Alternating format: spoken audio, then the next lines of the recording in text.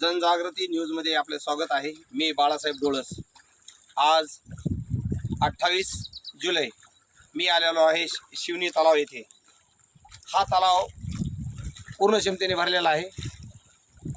फक्त 1 ते 1.5 फुटाचा शिल्लक आहे।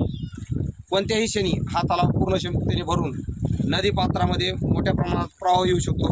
त्यामुळे माझी सर्वांना तलावाखालील गावातील काळोंडी शिवनी या नागरिकांना विनंती आहे की आपलं जीवित व वित्तीय हानी टाळण्यासाठी आपले जनावरं, शेती उपयोगी अवजारं नदीपात्रामध्ये ठेवू नयेत।